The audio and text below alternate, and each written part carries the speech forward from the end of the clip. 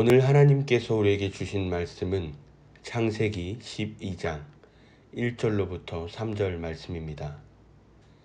창세기 12장 1절로부터 3절 말씀 봉독하겠습니다.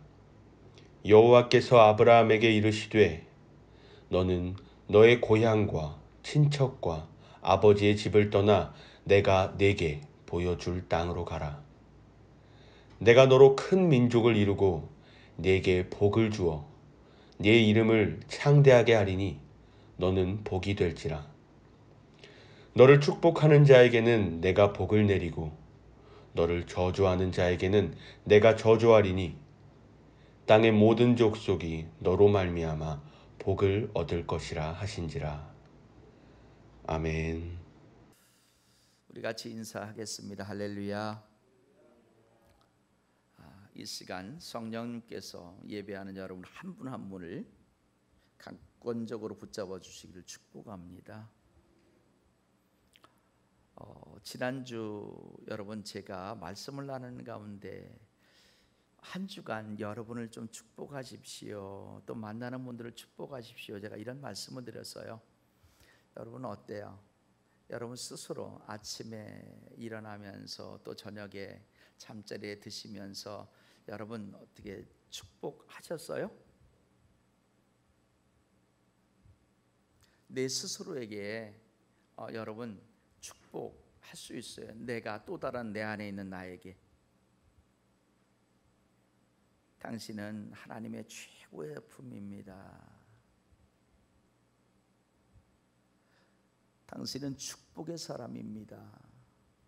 내가 당신을 때때로 잘 알지는 못하지만 당신이 하나님의 사랑을 받고 있는 매우 특별한 사람이란 것을 내가 알고 있습니다. 당신이 축복의 사람이기를 축복합니다. 이게 길으면은요, 여러분 속으로 하셔도 좋아요. 이렇게 가슴에 손을 얹어 보세요. 그렇게 해놓고 다 해도 여기 공통적으로 들어가는 말이 뭐예요? 축복이잖아요. 그죠? 그러니까 여러분 한번 여러분 마음껏 여러분들이 생각나는 한번 축복해 보세요. 당신 한번 여러분을 스스로 여러분 안에 있는 또 다른 여러분을 한번 높여서 축복해 보세요. 당신은 하나님 최고의 작품입니다. 당신은 축복의 사람입니다. 당신은 하나님에게 매우 특별한 사람입니다. 내가 당신을 축복합니다. 당신도 축복의 사람이기를 축복합니다. 여러분 꼭 그렇게 축복해 주세요. 상대를 만날 때도요, 여러분 잠깐만 기다려놓고 이게 다 하려면 힘들잖아요, 그죠? 그럴 땐 속으로라도 정말 내가 당신을 축복합니다. 하나님은요, 사람에게 축복하기를 좋아하시는 축복의 하나님이에요. 민수기 6장 22절로 27절의 말씀을 한번 보십시오. 하나님의 축복 선언문이 거기에 나와 있잖아요. 여호와께서 모세에게 말씀하여 이르시되 아론과 그의 아들들에게 말하여 이르기를 너희는 이스라엘 자손을 위하여 이렇게 축복하여 이르되 여호와는 내게 복을 주시고 너를 지키시기를 원하며 여호와는 그의 얼굴을 내게 비추사 은혜 베푸시기를 원하며 여호와는 그 얼굴을 내게로 향하여 드사 평강 주시기를 원하노라 할지니라 하라. 여호와는 그 얼굴을 내게로 향하여 드사 평강 주시기를 원하노라 할지니라. 자, 27절의 말씀을 보십시오. 그들은 이같이 내 이름으로 이스라엘 자손에게 축복할지니 내가 그들을 복주리라. 아멘.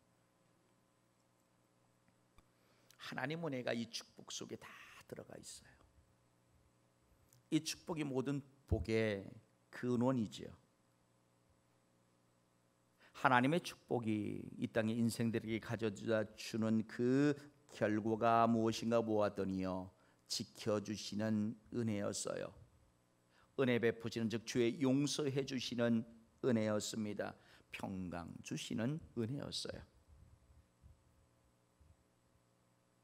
하나님의 축복을 받는 많은 길이 있죠. 그 길 중 하나가 순종이라는 것이, 순종은 마치 마중물과 같아서 하나님께 더 많은 축복을 끌어내는 그런 동력이 되는 단어입니다. 물론 이 축복 또한 하나님이 축복하시기를 좋아하시기 때문에 축복을 주시는 것이지만, 그럼에도 하나님은 우리의 순종을 보시고 더 많은 축복을 우리에게 주셔요. 이 시간 저와 여러분이 하나님의 축복받는 존재임을 믿으시기를 축복합니다. 오늘 읽은 본문 속에 그 유명한 순종의 사람이 등장을 하고 있습니다. 하나님이 이 사람을 축복하시고 있습니다. 여러분, 메시지 성경으로 한번 읽어보겠습니다. 하나님께서 아브라함에게 말씀하셨다. 내 고향과 내 가족과 내 아버지 집을 떠나 내가 네게 보여줄 땅으로 가거라.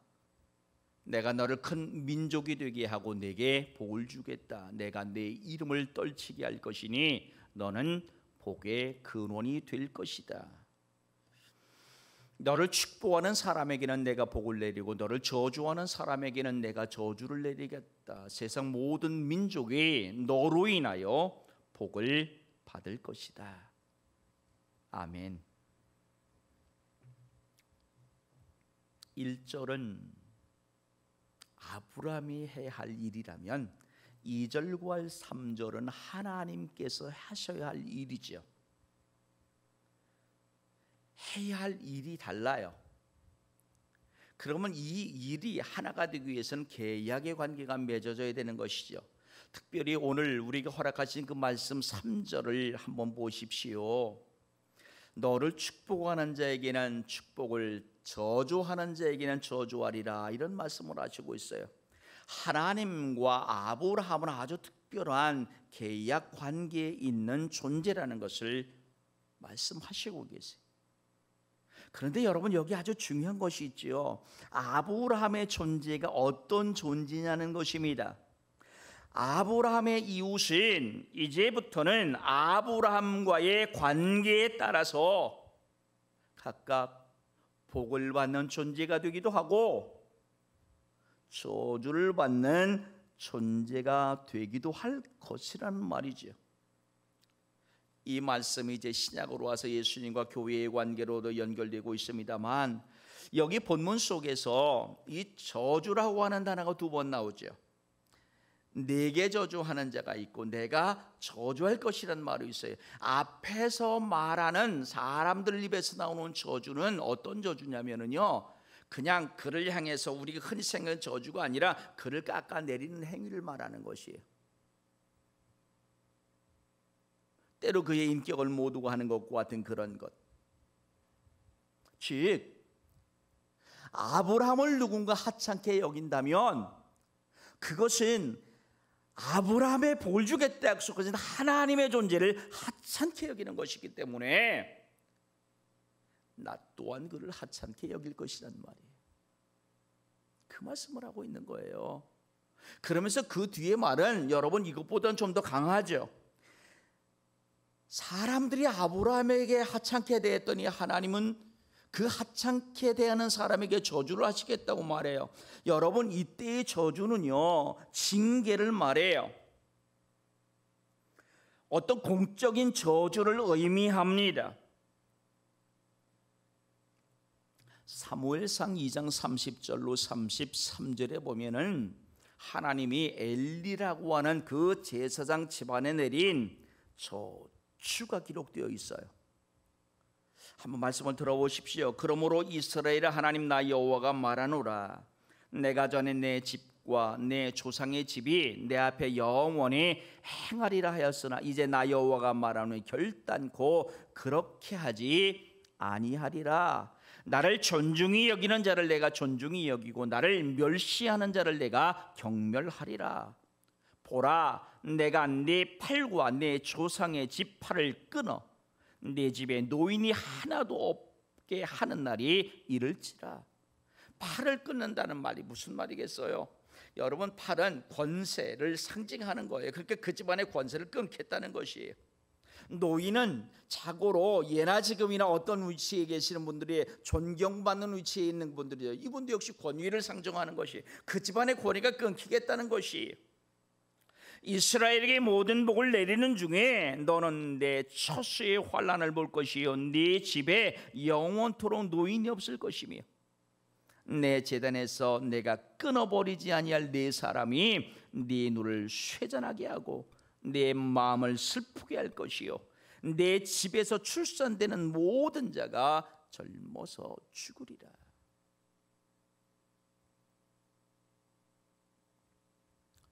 하나님은 아브라함과 이런 엄청난 축복의 계약을 맺으셨어요. 그러면서 여러분 3절 하반절에 보세요. 땅의 모든 족속이 바로 너를 통해서 복을 얻게 될 것이다. 이렇게 축복의 말씀을 하시고 있어요. 2절에서 말하고 있는 그 복을 더 보충 확대하시는 설명이기도 하죠. 실제로 갈라디아서 3장 8절의 말씀을 보시면은 이렇게 하나님은 말씀하셨어요. 하나님이 이방을 믿음으로 말미암아 의로 정하실 것을 성경이 미리 알았더라. 이게 무슨 말이에요? 유대인이 아닌 이방인들도 하나님을 믿음으로 말미암아 의롭게 되리라는 것을 이미 정해 놓으신 거예요. 그래서 아브라함에게 복음을 전하되 모든 이방인이 너로 말미암아 복을 받으리라 하였느니라 이렇게 말씀하시고 있어요. 아브라함에게 임한 하나님의 복의 그 물줄기가 순종이라는 가장 큰 단어가 있다면 이방인들 또한 그 아브라함이 순종으로 복받는 그 복음이 그들에게도 전해질 것이고 그들 또한 순종함으로 하나님의 큰 물줄기의 축복을 받게 될 것이다. 이것이 오래전 성경에 기록되어져 있더라. 이렇게 말씀하시고 계세요. 여러분, 축복의 반대편에 있는 단어를 우리는 흔히 저주라 이렇게 말하죠. 창세기 2장 17절 또한 3장 16절로 19절에 보면은 최초의 사람을 향해서 하나님께서 축복과 저주의 말씀을 이렇게 경고로 해주시고 계시죠. 바로 그것입니다. 하나님은 오늘 우리에게 복을 주시기도 하고 징계하시며 저주하시기도 하시는 분이라는 것이에요. 그런데 특별히 하나님은 저주하시기를 좋아하시는 분이 아닌 축복하시기를 좋아하시는 분이에요. 그래서 아브라함을 지금 모델로 세워놓으시고 축복의 길이 어디로 가야 하는지 어디에 그 길이 있는지를 보여주시고 계시는 것이에요. 그래서 여러분 이 3절 후반절에서 말하고 있는 그 말씀 안에는 영적인 축복까지 진짜 이후에 예수님께서 아브라함의 후손 예수님이 오셔서 그 영의 문제까지도 해결해 주시는 그런 영적 축복까지도 숨겨놓으신 말씀이 이 말씀이신 거예요. 여러분 누가복음 24장 47절을 보십시오. 그의 이름으로 죄 사함을 받게 하는 회개가 예루살렘에서 시작하여 모든 족속에게 전파될 것이 기록되었으니 이렇게 말합니다.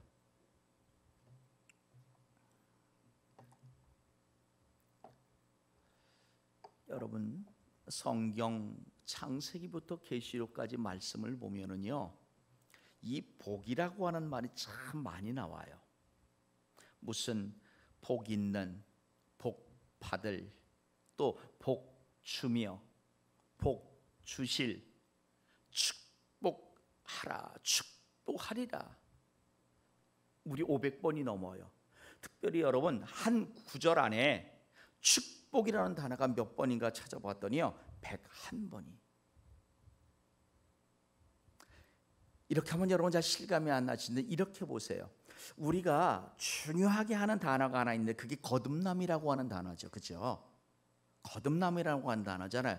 그런데 이 거듭남이라고 하는 단어보다 축복이라고 하는 단어가 더 많이 나오고 있어요. 결코 축복이라는 단어를 우리가 경시해서 안 돼요. 간과해서는 안 될 단어라는 것을 알게 되죠. 축복하다라고 하는 이 말을 시보리 열어보면은 무슨 말인가 보았더니요, 무릎을 꿇는다, 이렇게 해석되어 있어요. 그런가 하면은 무릎을 꿇어 절하다, 이렇게 되어 있어요. 자, 무릎을 꿇는다, 무릎을 꿇어 절하다. 그리스도인 된 저와 여러분에게서 연상되는 것이 무엇이죠? 하나님을 향한 경외죠. 그런데 축복이라는 단어에 무릎을 꿇는다, 무릎을 꿇어 절하다는 의미가 숨어 있어요. 이게 무슨 말일까요?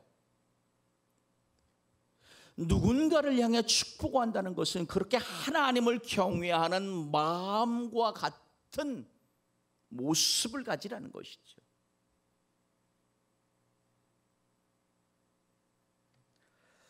그래서 내가 누군가에게 축복한다고 할 때에는 그 축복의 마음이 그에게도 인정되어져야 돼요. 그도 내가 하는 축복을 알아야 돼요. 느껴져야 한다는 말이에요. 그래서 이 축복이라는 단어가요, 하나님을 향해서는 경배인 거예요. 세상 우리 믿음의 공동체, 우리 사람과 사람 사이에서는 그렇게 하나님을 경배하듯 자신의 존재의 가치와 자신의 존재의 중요성을 인식하고 붙들어주는 아주 중요한 단어가 이 축복이라는 단어예요. 지난 시간에 제가 이렇게 말씀을 드렸습니다. 일반적인 의미의 축복이라고 하는 단어는 이렇게 돼 있어요. 남 또는 남의 일이나 미래가 행복하기를 빌거나 그것을 기뻐하여 축하함, 그리고 또 다른 의미로 하나님이 복을 내림 또는 그 복, 이렇게 돼 있어요. 그러니까 그냥 이제는 저 축복이라는 단어가 개념이 이제 통일된 것이 오늘날에는요, 복을 빌어주고 복을 내려주는 분이니까 하나님은 축복을 주신 분은 복 주신 분이라 복이라고 써야 된다 하지만, 이제는 축복이라는 개념 자체가 이미 한자의 의미가 아니라 그냥 하나님이 우리 인생들에게 주신 복, 그게 축복이라고 인식되어 있는 단어가 된 것이죠. 그런데 여러분, 일반적으로 세상 사람들이 쓰는 그 축복의 저 개념하고요, 우리 그리스도인의 축복의 개념, 이 정의가 달라요. 어떻게 다른지 아십니까? 우리 그리스도인들에게 축복은 하나님의 어떤 초자연적인 힘이, 하나님으로부터 위임받은 권위를 가진 어떤 사람을 통하여 다른 사람에게 전달되어지는 그것이 축복이에요. 여기서 중요한 게 뭐예요? 초자연적인 하나님의 힘이 누군가 하나님을 택하시고 위임하여 그 권위를 받은 누군가가 또 다른 누군가에게 전해주는 그것, 그게 축복이라는 거예요. 그래서 내가 또 다른 나에게, 내가 또 다른 어떤 그 누구에게, 그러니까 축복이 일반적 개념의 축복과 그리스도의 개념의 축복이 달라요. 왜요? 가운데 누가 있어요? 일반적 축복은 내가 상대방에게인데, 우리 그리스도인들이 말하는 축복은 나와 상대방 사이에 누가 있어요? 하나님이 계세요. 내 앞에도 하나님이 계시고 하나님은 나를 통하여 그를 축복하게 하시는 것이. 에드윈 H. 스튜어트라는 분이 있어요. 이분이 이런 말을 합니다. 당신이 입을 열 때마다 당신의 마음도 따라 나가서 그 말을 따라 오르락 내리락 한다는 것을 기억하라. 내가 말하는 그 말에는요, 내 마음이 함께 따라 나간다는 것이죠. 축복은 말이죠, 언어예요. 그건 또한 명사이면서 동사예요. 이건 행동이에요. 때로 여러분 말 때문에 어려움 당한 경험이 있으신지 모르겠어요. 우리가 때로 이렇게 말할 때 있잖아요. 내가 농담으로 한 것인데, 웃자고 한 말인데, 악의는 없었는데. 근데 실은 오늘 심리학자들은 이런 말조차도 하게 되면 안 된다고 말을 합니다. 왜냐하면 말에 생명력이 있기 때문이라는 것이에요. 말의 힘이 정말 강합니다. 어떤 사람을 살리기도 하지만 죽이기도 해요. 어떤 사람을 세우기도 하지만 그를 끌어내리기도 하죠. 더 나아지게 하고 좌절시키기도 해요. 그래서 말은 다른 사람을 축복하거나 저주할 수 있어요. 이처럼 말은 깊은 의미를 가지고 있고 아주 강한 영향력을 가지고 있습니다. 특별히 저와 여러분의 삶에서 어떤 중요한 역할을 하는 그 존재는요, 이 말의 위력이 배가 된다고 말해요. 더군다나 영적인 권위를 가지고 있는 그리스도인들에게 있어서의 말은 문자 그대로 다른 사람의 운명과 미래 또한 결정할 힘이 있는 것이에요. 성경도 마태복음 12장 34절을 보십시오. 독사의 자식들아, 너희가 악하니 어떻게 선한 말을 할 수 있느냐? 이는 마음에 가득한 것을 입으로 말함이라. 우리가 어떠한 말을 하든 그 말에 의미가 담겨져 있다는 말씀이죠. 로버트 모리스라고 하는 목사님이 있어요. 잘생기셨어요, 그죠? 말의 능력이라고 하는 이 체험적 책이에요. 말의 능력이라고 하는 책을 통해서 이분이 이렇게 해석을 해요. 말은 다리 역할을 한다는 거죠. 틈을 연결해주고 나와 다른 사람 간의 간격을 좁혀주는 능력이 있어요. 또 말은 나와 하나님도 연결하여 준다, 이렇게 말하고 있어요. 실제로 하나님의 축복이 우리의 삶 가운데에서 어떻게 적용되어집니까? 내적으로 우리가 축복합니다 할 적에는 내 신실함이 더 자라나는 것이잖아요. 영적인 성장, 이런 축복을 우리가 할 수 있잖아요. 외적으로는 형통을 위해서, 삶의 자리에서 어떤 행복과 평안을 위해서, 풍요를 위해서 우리가 축복할 수 있잖아요.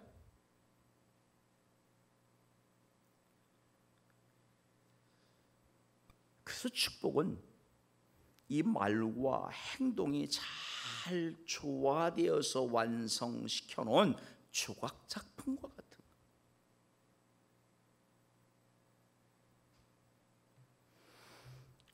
거예요. 내가 누군가를 축복한다는 것은 그로 하여금 영광스러운 존재가 되게 하는 것이고요, 또한 기쁨과 존귀함을 느끼게 하는 것이죠. 자존감을 갖게 하는 것이에요. 그를 세우고 용기를 주는 것입니다.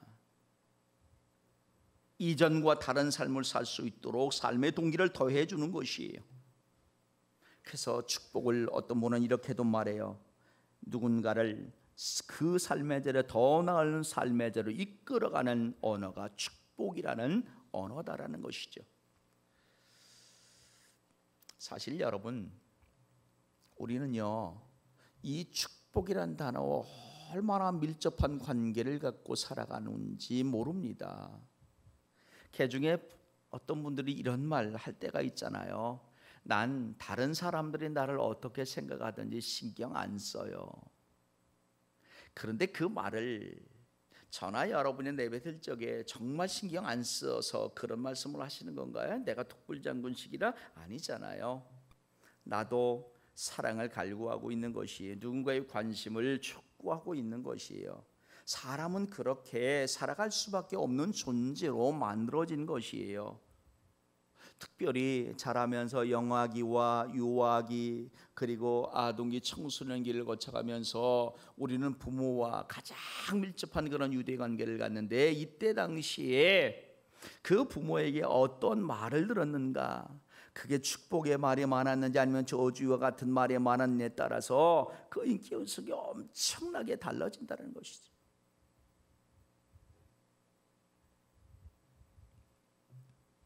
한번 여러분의 삶을 10년 전으로 한번 돌려놔 보세요. 긍정적인 말과 부정적인 말, 어떤 말을 더 많이 듣고 자라셨어요? 예전에는요, 우리네 어머니들이요, 그러니까 여러분들의 어머니니까 저는 할머니쯤 되겠죠. 왜 말에다가 그런 말들을 참 많이 했죠. 빌어먹을, 썩을. 축복에도 부족할 판에 저 빌어먹을 거니까 여러분 따라해 봅시다. 지금 내가 빌어먹지 않는 것이 하나님의 축복이다. 지금 내가 썩을 존재가 아닌 것이 하나님의 축복이다. 아멘. 뭐 하나 잘못하거나 실수하면은 괜찮다기보다 저주도, 너 커서 못할래. 이만큼 된 것, 이만큼 나의 나 된 것이 하나님의 은혜임을, 하나님의 축복임을 믿으시기를 주의 이름으로 축복합니다. 여러분 대단한 존재신 거잖아요. 우리는 그렇게 알게 모르게 이전 세대로부터 아픔의 상처를 가지고 온 거예요. 그리고 은연중 나도 그 다음 세대에게 그렇게 아픈 생채기의 상처를 알게 모르게 주게 되었던 것이죠. 여러분, 이것은요 99%도 아닌 100%래요. 심리학자들이요 말하기를, 그 환경적 사람이 오늘 우리의 삶을 통해서 100% 나가진다는 거예요. 이 시간 부탁합니다. 하나님이 주시는 축복으로, 하나님이 주시는 은혜의 축복으로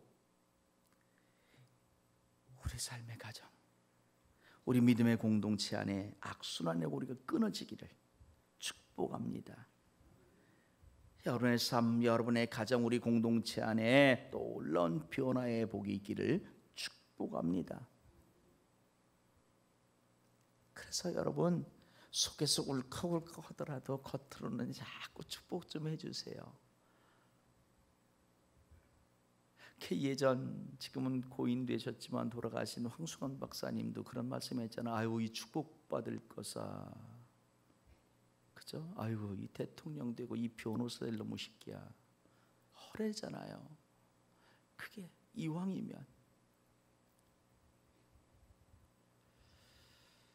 여러분 그렇게 표현하시기를 주의 이름으로 부탁합니다. 여러분, 칭찬이라는 말 영어로 뭐죠? 칭찬? 칭찬이 뭐예요? 여러분, 제가 단어를 제대로 알고 있는지 모르는데 그 프레이즈예요. 그 칭찬이에요. 이 칭찬이 하나님을 향하면 뭐가 되는지 아세요? 찬양인 거예요. 그 프레이즈예요. 칭찬이 하나님을 향해서는 찬양으로, 세상을 향해서는 격려로 드러나는 것이에요. 그래서 칭찬은요 하나님의 임재로 들어가는 문을 열어줄 뿐만이 아니라 사람들에게로 들어가는 문도 열어준다. 아까 봤던 그 모스 목사님이 그 말의 능력이라는 책에서 그렇게 말하고 있어요. 세상 완전하지 않아요. 우리 부모님, 우리 가족, 나 완전하지 않아요. 그렇기 때문에 우리는 가해자가 되기도 하고 때로는 피해자가 되기도 하잖아요. 정말 우리 교회도 어르신들은 많지만 이분들은요 이전 세대에게 많은 축복보다 그런 부정적인 말들 더 많이 듣고 자란 그런 세대시잖아요. 하나님, 아버지신 하나님이 아들 되신 아브라함을 축복하고 계세요. 내가 복이라는 것이에요. 복이 너로부터 나갈 것이라는 것이. 오늘 그 하나님 우리에게도 말씀, 네가 복이야. 복이 너로부터 나가기를 내가 축복해. 돈 들어가지 않더라고요. 한번 마음껏 축복해 보세요. 가슴에 이렇게 손 좀 얹어 보시고서 한 5번 정도만 이렇게 두드려 줘 보세요. 그러면서 내가 너를 축복해. 한번 해보세요. 겉으로 안 하셔도 돼요. 속으로 내가 너를 축복해. 내가 너를 축복해. 먼저 나부터 축복하죠. 그래 내가 축복 꽉 차야 축복 전에. 그렇게 기도해 보죠. 기도하겠습니다. 하나님, 아브라함을 축복하셨듯이 이 시간 우리를 축복하심을 믿습니다. 하나님에게 아브라함이 특별한 존재였듯이 우리 또한 하나님에게 특별한 존재됨을 믿습니다. 축복받은 자로 살아가게 하시고 축복하는 자로 살아가게 하시옵소서. 예수님의 이름으로 기도드렸습니다.